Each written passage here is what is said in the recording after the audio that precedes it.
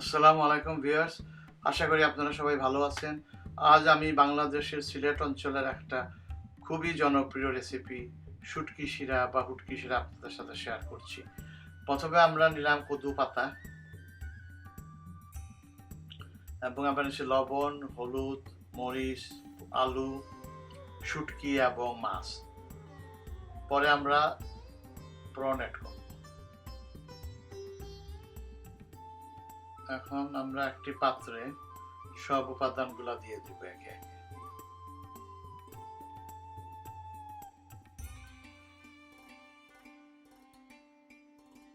এখন আমরা কদু পাতার শাকটা দিয়ে দিলাম পাত্রের মধ্যে।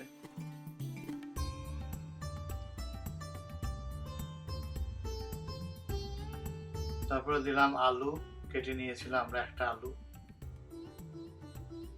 তারপরে দিলাম মাছের টুকরোগুলো। তারপরে দিলাম একটা পেঁয়াজ কেটে নেওয়া।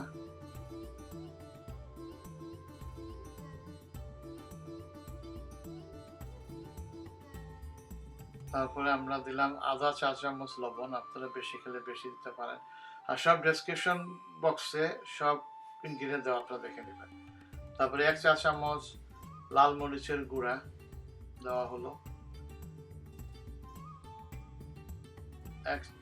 1 চা চামচ হলুদ গুঁড়া দেওয়া হলো। 2টা নাগামরিচ দেওয়া হলো।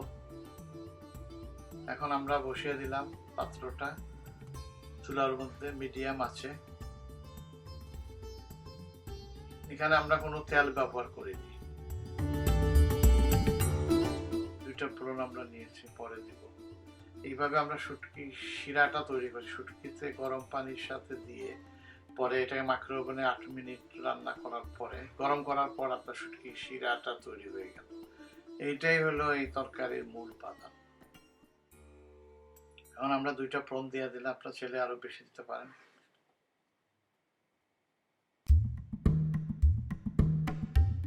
এখন আমরা ঢেকে দিলাম। কিছুক্ষণ পর আবার দেখতেছি, এখন অনেকটা সিদ্ধ হয়ে গেছে। তারপরে আমরা এখন শুটকি যে শিরাটা বানিয়েছিলাম সেটা আস্তে আস্তে মিশিয়ে নিচ্ছি। আমরা একটা ছাঁকনির মাঝে ছেঁকে ওটাকে আস্তে আস্তে ঢেলে দিলাম আমরা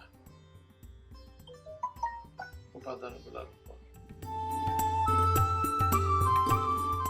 আমরা শিরাটা ঢেলে নিচ্ছি যেটা শুটকি থেকে বানিয়েছিলাম, এবং আমরা ছেঁকে দিয়েছি আর কি একটা ছাঁকনির সাহায্যে। পরে যে সাবাগুলা হয়েছে এগুলো আমরা ফেলে দিব। এখন একটু জালের মধ্যে দেওয়া হলো।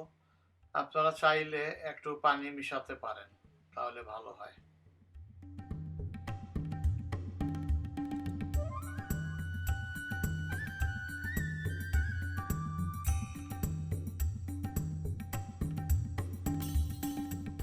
আমরা এখন আমাদের শুটকি শিরাটা রেডি হয়ে গেছে।